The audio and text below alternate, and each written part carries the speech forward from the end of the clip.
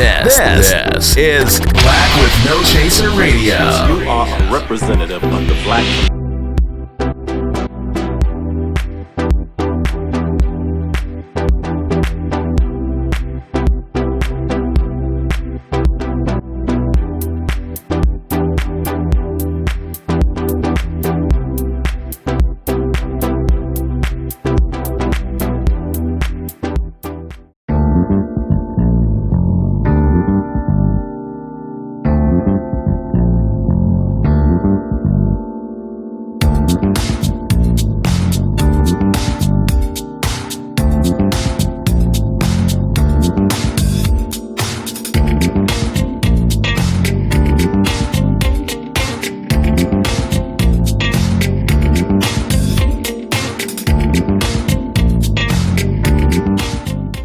Well, good morning. It is morning. Good morning, everyone. Good morning. I am SIKA.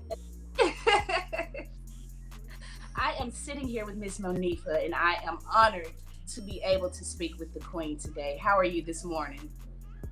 I'm doing well today. We're on the verge of so much change. You know, you can feel it in your soul. So this has been a good morning.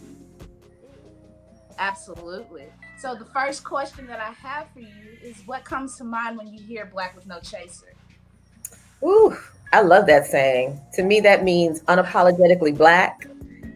I immediately think of my ancestors, the many ancestors that were unapologetically Black, you know, whether it's Harriet Tubman or Assata Shakur. I think that they are Black with no chaser. They're giving it to you straight up. So in my research of you, I realized that you have superwoman powers. Now, that's amazing to me. And I love the quote when you said that once you gave birth, you realized that you could do anything. Is that the empowerment that came amongst you when you created Black August, the concert series? Yeah, well, the creation of Black August was really a collective vision. Okay. A bunch of us as young people had traveled down to Cuba for the World Youth Festival. So we were little kiddies, and we met Nahanda Abiodun and Assata Shakur. And they basically gave us the charge. They said, look, you kids are into hip hop. You need to use your platform to uplift the plight of political exiles and political prisoners. And we were also just learning about Black August. So we put it all together and we said, you know what, for us, how we're going to practice and express Black August is to use our culture.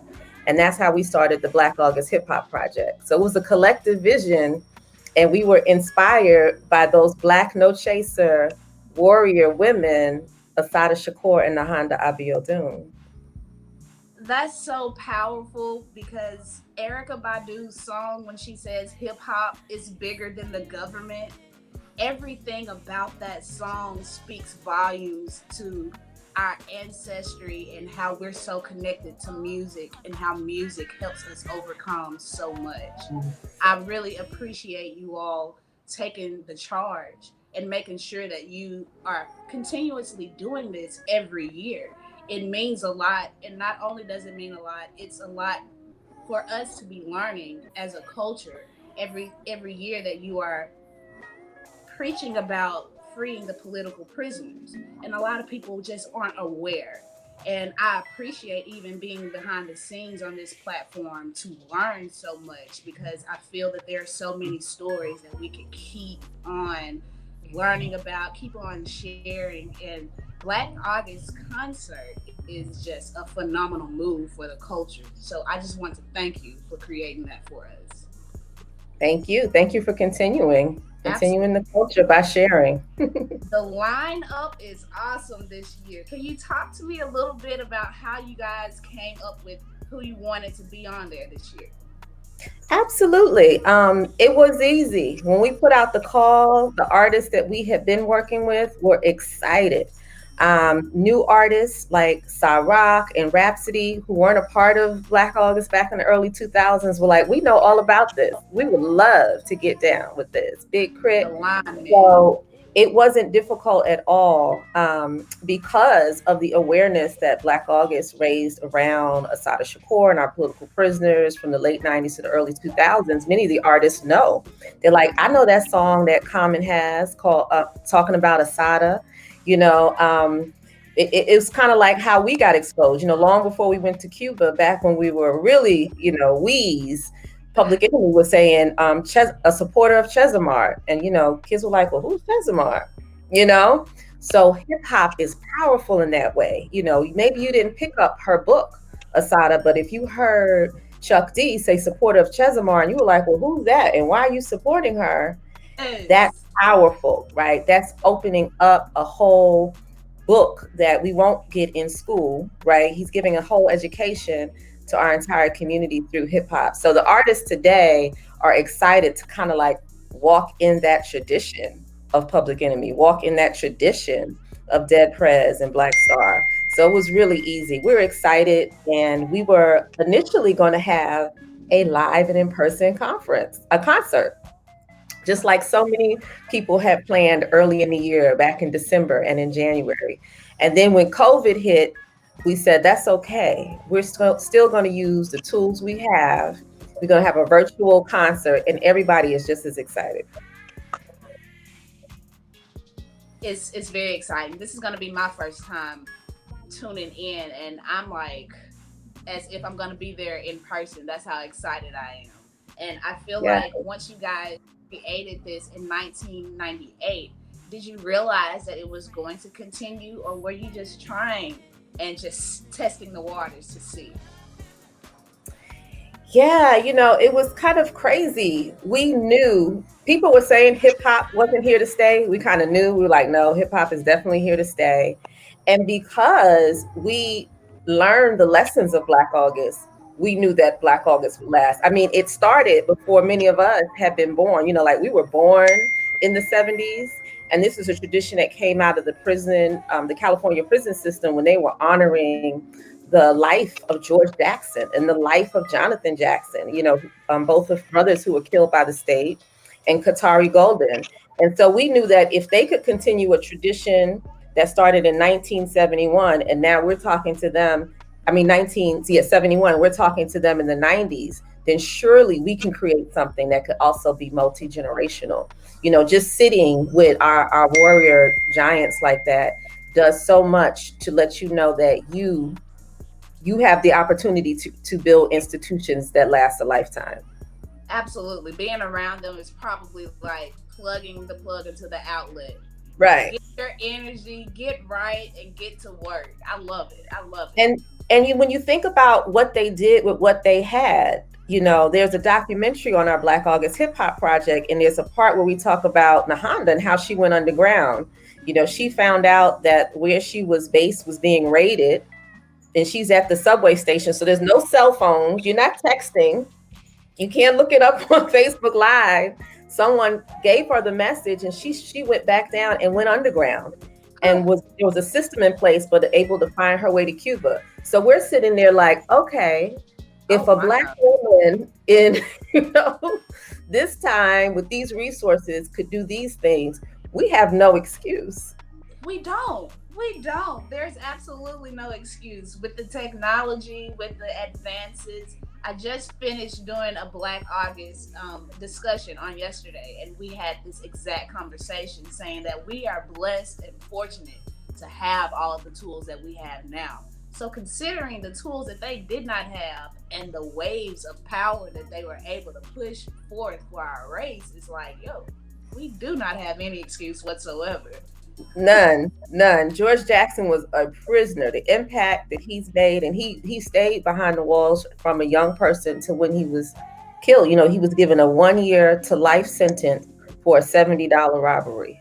So this is a young person that was basically kidnapped by the system.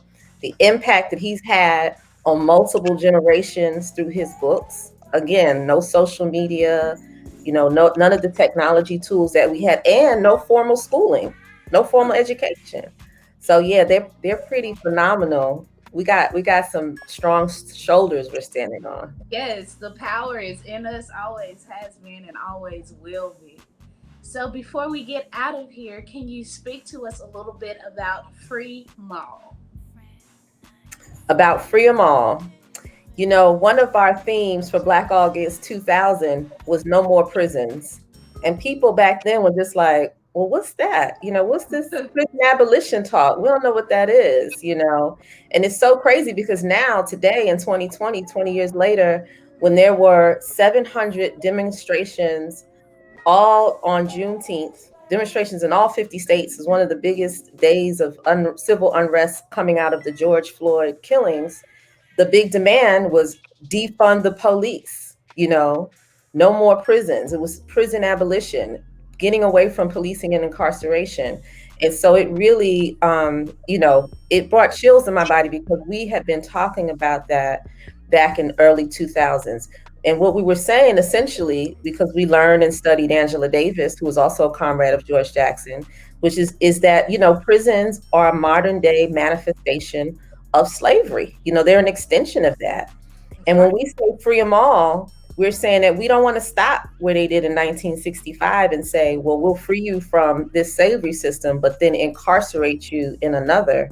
We need to completely abolish all the chains and all the cages that our people exist in and the systems that are connected to them, because the policing system is connected to funneling our people back into bondage, back into the cages. So free them all says, yeah, we want to free our political prisoners. We definitely want the comrades that freed Assata Shakur from prison, who themselves are still in prison. They should get out. But the whole system needs to be broken down, and we need to reimagine what safety looks like in our communities. And I feel like we do have the power to be able to do that. Absolutely. Like you said, it's too many stories and too many strong shoulders that we are standing upon. We can figure this out and we can get it done. Yeah, it may not happen in the time span that we wanted to, but it's gonna get done because we've seen the history behind us and how many moves have been made. And it's not impossible. We are the power and we can do it. And we have the access to the information. When I was coming up in school, when I was little, we went to independent Afrocentric schools when we were really little, and we learned about Black history, and we learned about SIKA and the Amistad Rebellion and all these things. And then when our schools closed down, they were also attacked by the state in the 80s. We had to go into regular public schools. Many of us that were, my father was a Black Panther. And so when we went to the regular schools, we would tell the stories of what we learned, like about the Amistad Revolution, that like Africans rose up on a ship and turned got the ships to go back to their homeland. Teachers would say we were lying, because the power of us knowing that people actually in chains can alter their condition would make everyday Black folks not even think twice. Come on now. That we could dismantle mass incarceration. Like, it'd be like, that ain't a thing, right? Brothers and sisters. It's a total thing. Rose up on a ship, again, no cell phone. And so we have that information now. Now kids know. We know about Amistad. We know, really, we don't just know about Harriet Tubman and the Underground Railroad. We know that Harriet Tubman led armed raids on plantations and actually freed people and designed those raids, was the military strategist behind those operations. That's right. So whatever you think you can't do, whatever barriers that you think you might have on this road to Black liberation, they are small in comparison to these giants. And so that's the energy that's happening this summer. That's why we're in such an uprising mode from coast to coast, because we know it. Our stories are finally being told. I love it. That's the perfect motivation for me to get started with my day, because it just speaks volumes. There's nothing we can't do. The power that's in us it just keeps duplicating. And what else can we not, we can't be afraid to continue doing whatever it is that we need to do. No idea can stop us from being proactive. And I love that Black August is the true definition of that. And I am honored to be here to sit with you and to have this conversation. It's been a pleasure. And is there anything that you want to leave the people with before we get out of here? A lot of people think that you have to be a political organizer to work for Black liberation. But when we have a mass movement, everybody can work towards Black liberation in the lane they're in the job they're in. You know, one of the things that we learned about in Black August from Sister Nahanda was that it wasn't just the activists that kept her underground and helped her get to Cuba. She said it was the grandmothers, it was the restaurants, it was the waitresses and diners, it was the people that all along the way, our folks who probably didn't say, well, I'm in the Black Panther Party, but they're like, I'm in the Black Liberation Movement, and I know who you are, and I know that I need to play a role in this. And we saw something like that this summer here in New York City when our bus drivers refused to transport protesters who were being arrested in mass by the NYPD to prisons. They got off the buses. They refused to drive the buses. These are our bus drivers, you know, many who are mostly Black men and women and Latinx men and women. As a union, they got on the text and they said, we see what's happening, and that's not what we signed up for. We're not the police. That's how you know you have a mass movement. So if you're a teacher, you're a bus driver, you're a chef, you're a waitress, everyone has a role to play, and your role is essential.